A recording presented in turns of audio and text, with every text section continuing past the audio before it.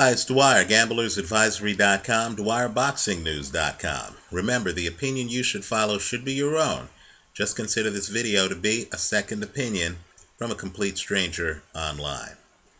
You know, I'm here online in the good times, right? The fat times. But I'm also here online during the slow times, during the bad times, during the times like this. It's been a long weekend for me. Let's go over some fights. First, let me congratulate Cecilia Braekhus. She delivered for me. Pitched a near shutout of Anne-Sophie Mathis. Braekhus is a fighter you need to watch, right? Great jab, great movement, plays angles, is really one of the higher level fighters in the sport, male or female. She just faced perhaps the most dominant power puncher in women's boxing and completely made her look amateurish with movement, right? I hope everyone takes a hard look at Cecilia Braekhus. She's an excellent fighter. Now let's talk about the rough parts of my weekend. They were awfully rough. My prediction in the Ricky Burns fight, Kevin Mitchell, the opponent, was that you should take Mitchell to win. Straddled against the over. I could see either guy winning by decision. What I could not see is exactly what happened. Ricky Burns winning by knockout. Let's talk about why. You know, there's a little bit of a height dynamic between these two guys and a history dynamic. They sparred with each other in the past. Burns is a little bit taller than Mitchell. Mitchell is the one who was known for the power between the two of them. Well, this fight starts, and Burns knew that Mitchell doesn't hold his left hand up high enough. So Burns, who typically tries to shoot a jab and move a little bit, literally fights on his front foot and is instead focused on throwing right hands over Burns's low left. And Burns, of course, doesn't make any adjustment. He eats those right hands. It was jarring, right? And so I was scoring the fight live on Twitter. My handle there, I believe, is Gambler's Advisor. And I gave Burns the second round. And I gave Burns the third round, right? Burns looked like he was head hunting on Mitchell. Here's what I didn't see. You know, Mitchell did get in a couple of body shots on Burns. But I was a little bit surprised that Mitchell, who knew Burns was coming over his guard, kind of like Vitaly Klitschko does to shorter fighters. I'm surprised that that Mitchell didn't leverage his shorter stature to literally duck under the blows, get inside, and try to work on Burns's body, right? Do something, Kevin. You can't stand there at the end of right power shots. These are not left jabs from Burns. These are right hooks and overhand rights. He's literally raining them on Kevin Mitchell. Mitchell instead, in the third round, pounds his chest. He wants the people to know he can take these punches. He's Superman. He's there to trade. It was as if Mitchell thought that if the match, evolved into a shootout, that he would win because he was the guy with the heavier hands. Well, that's not how it worked out. We get to the fourth round. And, of course, Mitchell finally is starting to do things to stay away from the high right hands of Burns when Burns drops a perfect left hook. Mitchell gets hit flush. He goes down immediately. He never recovers the rest of the fight. He's badly hurt. Badly hurt. He gets up. He looks dazed and confused. Looks like he's been in a car crash. Burns is able to then drop him a second time. You can imagine when Mitchell gets up, the only question is whether or not he's going to survive the round. That's the only question. For all intents and purposes, he's finished. Well, let me just say this, and I congratulate Burns. Dominant performance, right? Predominantly headshots. Dominant performance. The referee stops the match with 1 or 2 seconds left in the round. Now, as I wrote in real time on Twitter, I didn't like the stoppage. There's no question, none whatsoever, that Kevin Mitchell is badly hurt. If Mitchell was where he was with 30 seconds left in the round, okay, I'll accept a stoppage, right? But 1 or 2 seconds left in the round in a championship match, let me just say, I've seen guys in a whole lot worse shape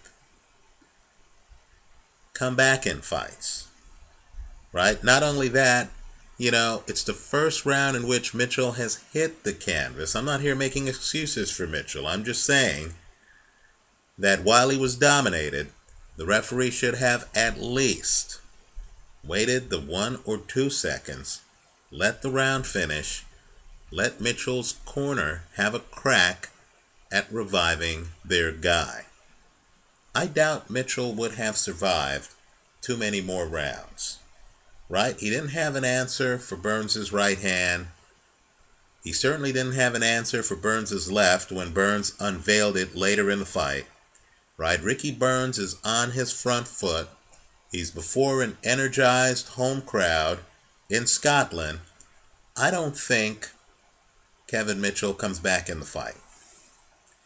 But let me just say, when 1 or 2 seconds are left in a championship bout, and it's the first round in which any of the fighters has hit the canvas, this is boxing. I think referees should remember that in boxing history, you've had guys literally knocked out of the ring. Jack Dempsey against Louis Firpo. The Gerald McClellan-Nigel Benn fight. You've had guys knocked out of the ring who have literally gotten back in the ring. Giovanni Lorenzo, Hassan Njikum, who have literally gotten back in the ring and gone on to win the fight. Right? It's happened. It's happened more than once.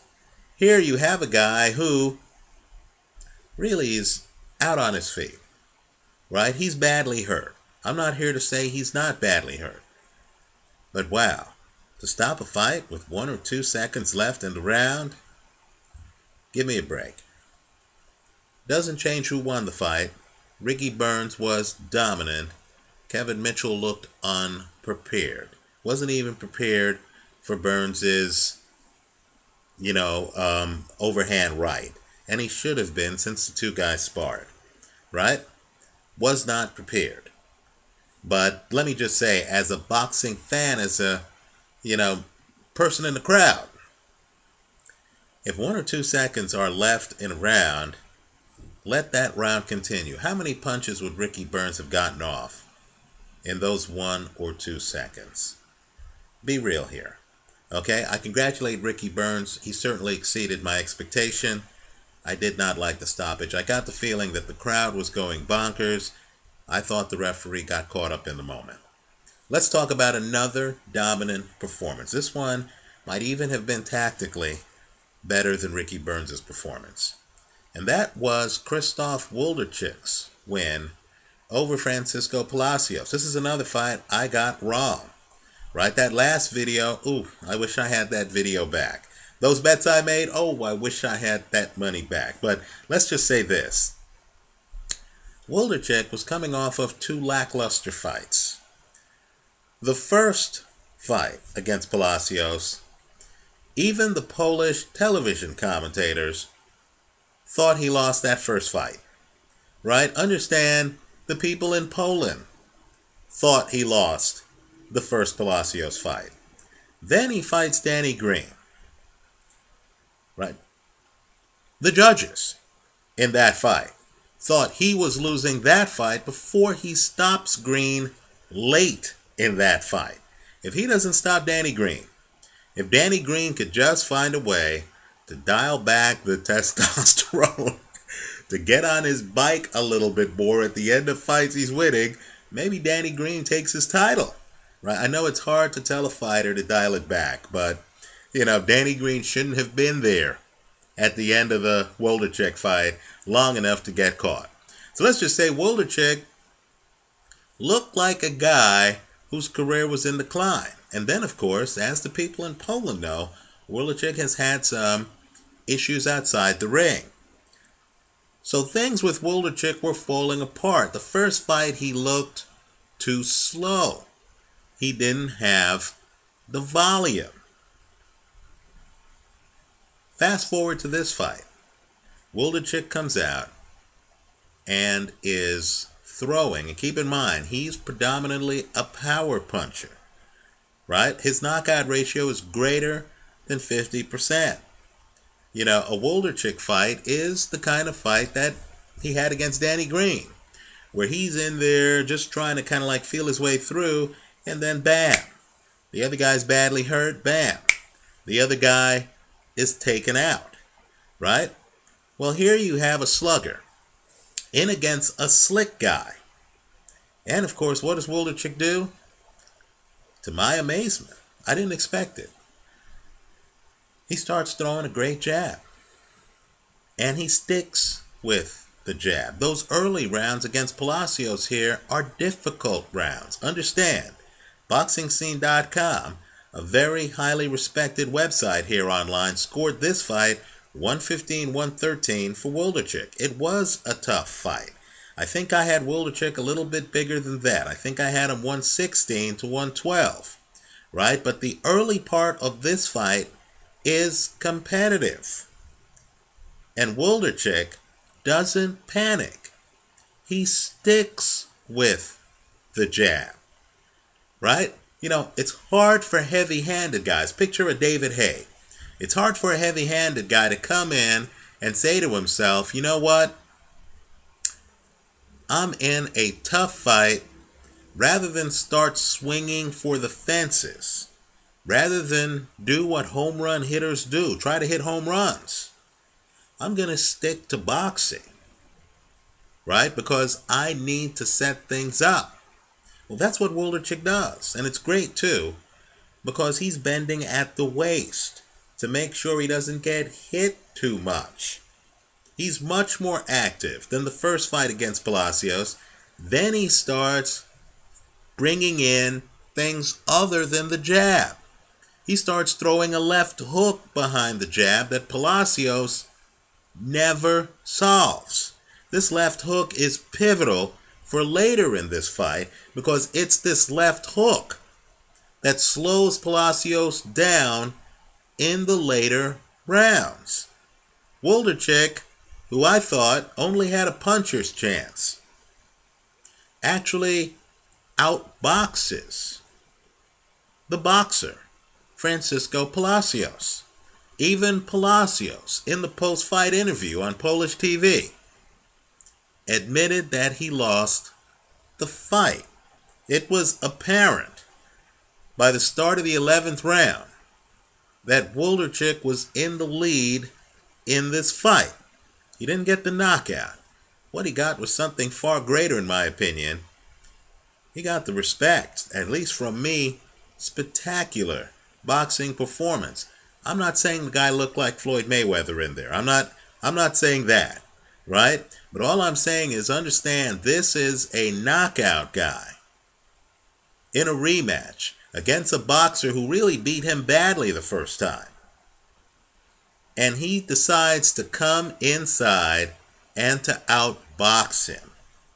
and does so by throwing a jab, bending at the waist, throwing a left hook from odd angles, coming across with the occasional right hand. Masterfully done. I thought it was as impressive as anything else I saw this weekend. Cecilia Braekhus, Ricky Burns, Wlodarcyzk. My apologies to Burns and Wlodarcyzk. Gentlemen, I sold you short. As I said before, I'm here in the good times, I'm here in the bad times. These were two blown picks by me. Both of these fighters have my utmost respect. Ricky Burns, as I said in the original video, I just don't have a good read on him. This is the second straight fight Ricky Burns has surprised me. Quite frankly, I was expecting Michael Casitas to beat Ricky Burns. So Ricky Burns might just be a complete blind spot for me. After the fight, Ricky Burns talked about wanting to unify the belts.